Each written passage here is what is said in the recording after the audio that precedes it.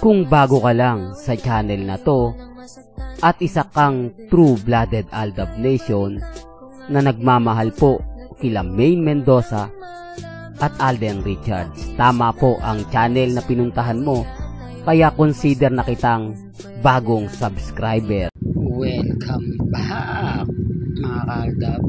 Ito na naman po ang inyong lingkod, si Mr. Destiny, at napakaganda ng mga pag-uusapan natin. Alam niyo po ba kung bakit? Siyempre, kahapon lang trending po si Alden Richards, pero ngayon si Mengay na naman po ang trending. Dahil nga ba po, dahil dito nga po sa bagong Lenten special na magaganap, libre ang mangarap, na kung saan trending po ang video clips nila Maine Paul Carson. Ito yung pinapaliwanag ko na hindi po nila naiintindihan. Si Mengay ang pinakamahusay na artista sa Itbulaga. Si Mengay yung magaling, talagang nahubog siya ng one for all for one. Dahil lahat po ng mga kwento ng buhay, meron po siyang natutunan. After 5 years kang sa barangay, ito yung pagkakaiba na ng nagkaroon ng mga masasabi natin na yung actual na acting. Hindi po dumaan si Mengay sa acting workshop. Hindi po siya dumaan sa mga ganyan. Kasi direct to the point na po siya sa mga nangyayari at nagaganap po sa ating mga kababayan. Yung mga may hirap, may yaman, yung buong kwento. Di po ba? Alam ko hindi ito naabutan ng mga 2023, 24, 25. Kaya nga po babatikusin na naman po ako nun eh. Di po ba? Kung gusto niyo, sabi ko nga, kung gusto niyo pong malaman ng buong istorya ni Mengay at ni Alden, at kung baguhan ka lang na Aldab, kumbaga 2024, 25, puntahan mo yung channel ko, puntahan mo yung mga video ko, doon lahat kompletos ricados. Kaya wag po niyong paniniwalaan yung mga nagsasabi na fake news. Kasi hindi naman po talaga alam nila yung buong kwento. Magaling lang po sila mag-react. Magaling lang po sila mag-komento ng hindi talaga maganda. Kasi hindi naman po kukunin si Mengay ng Kapamilya Network. Hindi naman kukunin si Mengay kung wala po itong talent. Di po ba? Kung makikita nyo lang po talaga sa one for all for one, talagang siya po yung nagbigay buhay. Alam po yan nila Henyo Master Joey De Leon, Bossing Big Soto, kaya nga po hindi nila magawang masuspindi si Maine. Hindi nila magawang tanggalin si Maine. Kasi sabi ko nga po sa inyo, kung totoong kasal po si Congressman Arjot si Mengay, matagal nang nagbakasyon si Maine.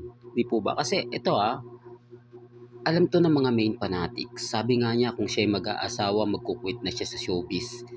Mag-aano na lang daw siya, magbubuhay housewife na lang siya. Di po ba? Sinabi niya sa Itbulaga. Pero ano nga po ba nangyari? Bakit hindi po nasunod? Kasi alam naman po natin na hindi naman po talaga tunay yun. Kasal serye lang naman po yun, sabi ni Henyo Master Joey De Leon. O syempre marami na naman bitter na magagalit sa akin. Marami na naman bitter ang may inis sa akin. Pero okay lang po yan. Tanggap ko naman po yan eh. O ba, sabi ko nga po sa inyo dito po sa channel ni Mr. Destiny, kung ano lang naman po yung latest, kung ano lang naman po yung trending, yun lang naman yung ibinabato ko. Gaya nga po di po ba kay Alden, nagtrending po siya kahapon. Talagang masasabi mo literal. Tapos biglang bawi naman kay Mengay. Tapos kumakalat pa yung post ni Mengay at ni Ma'am Charo Santos, di po ba, Vice President ng ABS-CBN. Kaya nga sabi ko sa inyo, titignan nyo pag si Alden kasama niya yung CEO ng GMA Network, may project. Hindi, real talk yan mga kaaldab. Yung po yung Hello Love Again na nakumpirma. Tapos yung Pulang Araw. Di po ba? Dito, hindi naman lingid sa inyong kaalaman na ang laki ng kinita ng Isa Pa With Feelings. Yan po Black Sheep Films. Kumbaga, na sister company ng Star Cinema. Ngayon pa baka sa Star Cinema gumawa si Mengay ng pelikula. Talagang babudgetan yan. Baka may mag-react na naman. Hindi po imposible yung mga sinasabi ko. Ito'y base rin naman po sa mga update, sa mga ganap. Di po ba? Literal pa. Nagtataka lang po talaga ako kasi kapag ako nagbibigay ng update, maraming nagre-react, marami nagko-komento, marami nagsasabi na hindi daw totoo, fake news lang. Pero okay lang naman po yun. Hindi naman po ako namimilit. Di po ba? Lahat naman po ng mga gusto nyo pong mapanood, mapakinggan, mabasa, lahat po yun 101%. Galing po naman talaga sa Instagram, sa Twitter, sa Facebook. Lahat po yun hindi ko inedit. Kasi ako nagbabasa po ako lalo na po sa mga website. Tapos pag nagla-live ang Itbulaga, tinitignan ko yung mga comments sa YouTube. Di po ba? Kasi doon ko nalalaman yung buong istorya. Doon ko nalalaman kung saan nila nababalitaan yun, sasabihin nila na ano kaya may ganitong issue, syempre tatanungin mo yan, saan nyo po nabasa yun? Tapos bibigyan sa'yo ng ganito ganyan, bibigyan ka na ng idea, ikaw na bahala maghanap. Kaya nga nagtataka ako, sabi nila doon sa mga comment, huwag nyong papasyalan, huwag nyong pupuntahan si Mr. Destiny, fake news lahat yan. Kaya nga paano kung naging fake news? Kung galing din naman po yun sa Instagram, galing din naman po yun sa Twitter, galing din naman po yun sa Facebook. Anong pagkakaiba ng sinasabi nila sa mga pinapaliwanag ko? Same lang po, kaya lang ayaw lang po nila yung nagbibigay ng balita. Ayaw lang po nila kay Mr. Destiny. Kaya nga po ako yung binabasag Kaya nga po ako yung tipong hindi dinadown nila. Di po ba? Katulad ngayon, na-relate ko na naman po si Maine kay Alden.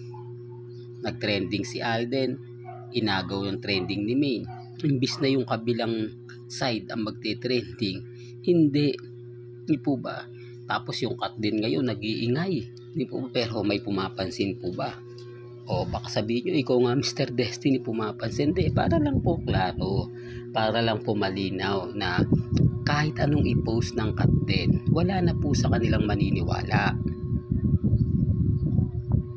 Yun po yung pinupunto ko, yun po yung pinapaliwanag ko, na kahit idamay niyo po si Mr. Destiny dyan, basta't Aldab Nation nanonood sa akin, okay lang. Kasi kung baguhan lang po talaga, mura lang yung aabutin ko.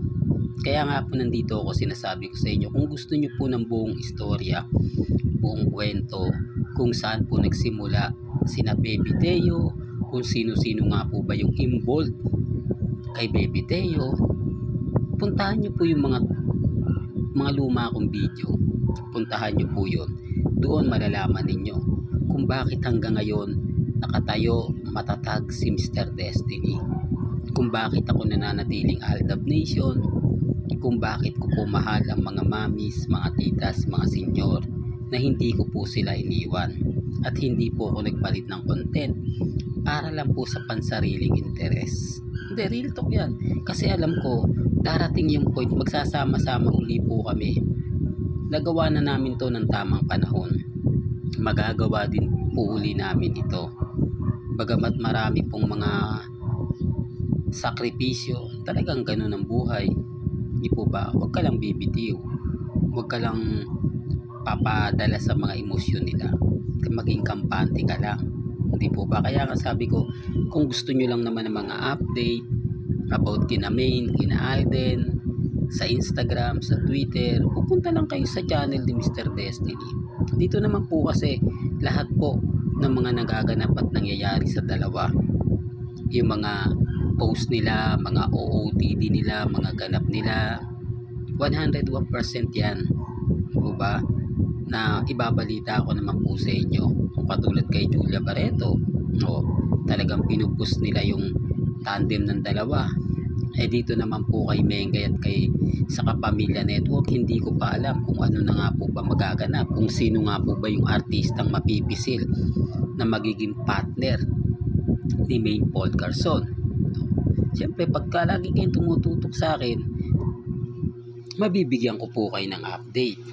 Alam nyo naman po sina Ogie Diaz at si Christy Fermin, hindi naman po gagalaw yan hanggat walang utos ang management. Hindi katulad tayo na kapag may mga issue na papuputukin na natin yan. Ibabalita ako na po sa yan, sasabihin ayon po sa reliable source, medyo may pag-uusap na nga po o pag may meeting na sa loob ng APT Studio o ibig sabihin natin sa AAA kina Bossing, Henyo Master, Joey De Leon, Tito Sen, nagagawa ng pelikula si Mengay, banto ganyan, etc. Di po ba, bibigyan ko po kayo ng update. Yun naman po yung kagandahan nyo dito po sa channel ni Mr. Destiny. 101% updated po kayo. Uulitin ko po, may kanya-kanya po tayong opinion, may kanya-kanya tayong pananaw. Dire-respeto ko po yan at ginagalang kung ano po yung opinion po ninyo, kung ano po yung sa palagay nyong tama, pabor man o hindi. Pag nag-comment po kayo, tinatanggap ko po yan. Hindi po ako nagdi-delete ng comment. Hindi po katulad ng iba na kapag hindi nga maganda yung comment, agad-agad ibablock yan. Buburahin yan. Huwag lang mabasa ng iba. Ako open ako kasi gumawa po kayo ng nag-effort po kayo mag-comment po ba, kaya hinayaan ko na lang. Di po ba, alam ko naman po na tama pa rin po ang ginagawa ni Mr. Destiny. Hanggang dito na lang po ang ating latest updates. Kaya kung gusto nyo pa po ng pinaka-latest at sariwang update, abay tumutok lang po kayo dito po sa channel ni Mr. Destiny para updated po kayo sa mga bago at sa mga latest na i-upload po natin maya-maya lang. Hanggang sa muli, salamat po sa panonood at pakikinig.